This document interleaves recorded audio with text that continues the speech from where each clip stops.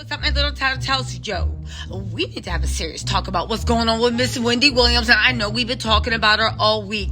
And there are all these reports. The newest one is friends are very worried about Wendy Williams, say she is missing doctor visits. Let me tell y'all something, and we need to discuss this.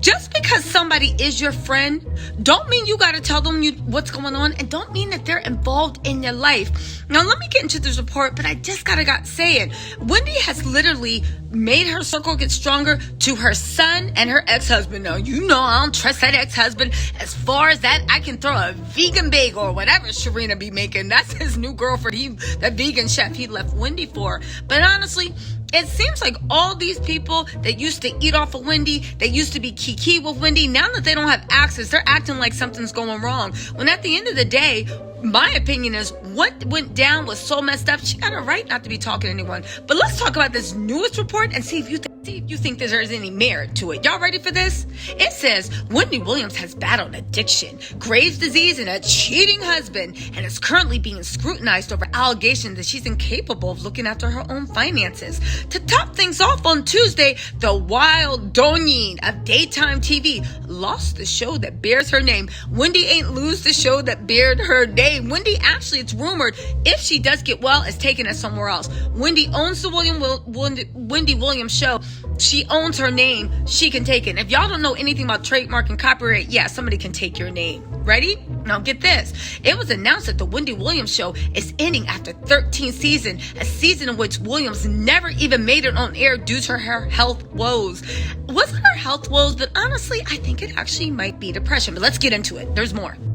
Who's currently 57 in Florida with her son, Kevin Hunter Jr., and people are concerned. Wendy is missing her medical appointments down in Florida, claimed a longtime friend. People are very worried about Wendy and her well-being. We want to get Wendy back to New York City to get her back on track. Now, let me tell y'all something.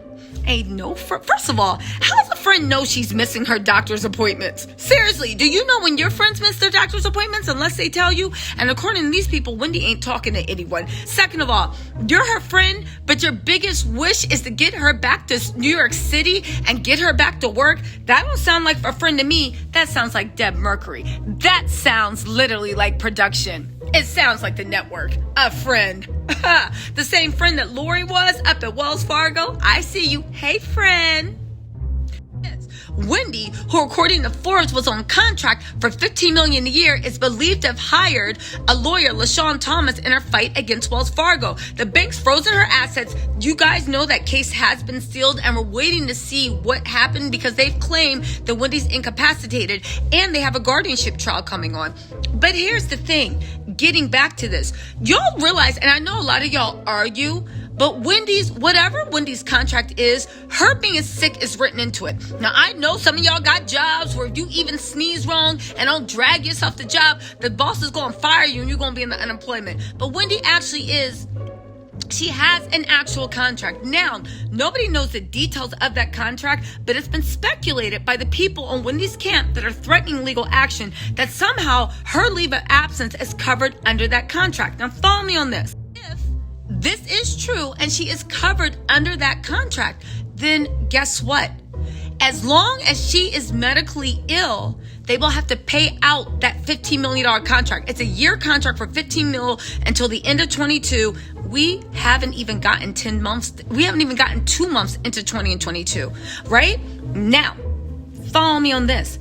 One of the ways to actually void that contract is to actually say, if you're sick, you're not going to doctor's appointments. And if you're not going to doctor's appointments, you're not really sick. So we don't have to pay because you must be faking. It's the same way if you're on workers' comp and you say that your back is hurting and you can't go to work, but yet you don't go to any physical therapy sessions, they can cut off your workers' comp. I'm not saying Wendy's on workers' comp, but they can cut off your workers' comp because you're not doing the things that a sick person of your caliber and nature would actually do. You follow me? Do you see how devious the network is and what they're actually doing? Now get this, and back to that court document, the court case. In court documents, Wendy signed, and they keep saying Wendy's name, but she also is said to have put the power of attorney in her son's name. So she clearly signed. They said the former host strenuously denied the allegations early this month and filed an affidavit in New York Supreme Court. for temporary restraining order against Wells Fargo. Now, Wells Fargo's attorney thought they were doing something and shot back. Well, the affidavit is not even signed, so Wendy, get on your mess because this looks sloppy.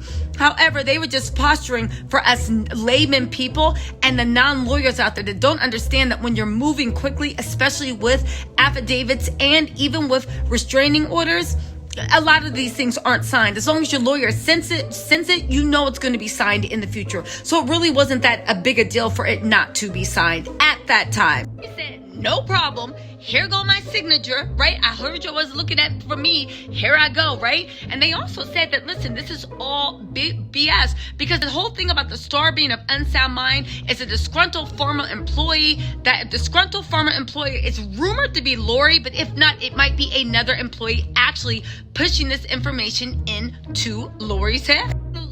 Look what this show insider also said. A lot of people are concerned about Wendy right now, but y'all not concerned because all you care about is getting her back to work for your jobs. Let's not forget all these unnamed sources that are mad as hell that Wendy's out skipping on the beach, but ain't in a chair working. Baby, you got a lot of parasites and a lot of vultures around you, Wendy. Again, and everybody talking about Kevin needs to come in because at least you can say what you want about Kevin Sr., but at least when he was around, nobody messed with Wendy. But you also created this climate that all these, she's a bunch of vultures around her that are trying to feast on her carcass. They don't care how she is. They just want her to go to work. So we can say what we want about Kevin Sr. You created this climate.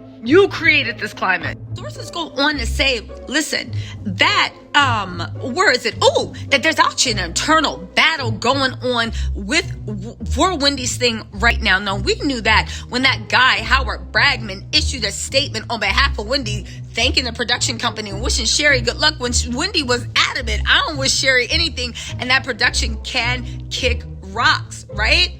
In the other corners of Howard Bragman and Bernie Young, who actually Howard Bragman just got into Wendy's circle like a few months ago. He's not even a trusted advisor, right?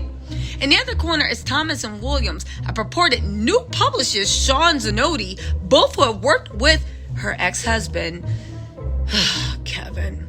Anyway, after Bragman put out a statement on Williams' behalf last week, they literally said, Mr. Bragman don't speak for none of us and he ain't authorized. Now listen, right? Bragman then actually put something on Instagram talking about how you saying I don't speak to Wendy when she told me herself on the phone. Now he didn't say what month or year she told her because he walked that back and said he told People magazine that he's not sure Wendy penned the message herself. It's funny how everybody speaks for Wendy whenever Wendy's saying something that she wants to say.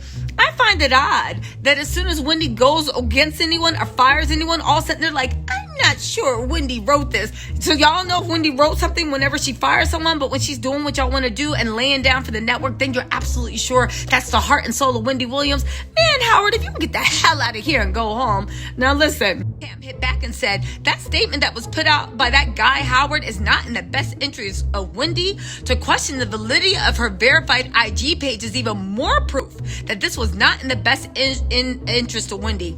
He's attempting to insert himself into a conversation for his own recognition. Literally, the new publicist said, I never released a statement without Wendy approving it first. I'm giving my personal opinion right now. Williams' focus at this time is on her health and the case. That's right, her health and her money. That's all Wendy should be focusing on. Anyway, listen, I want to know, what do y'all think at this point? This Wendy saga is getting more and more weird. More things are coming out day by day. Honestly, it's a confusing mess, but I really do want to know what y'all think.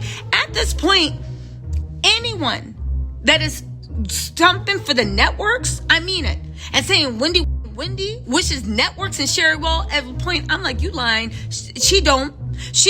In the word, shout out to Mia Thurton, she don't.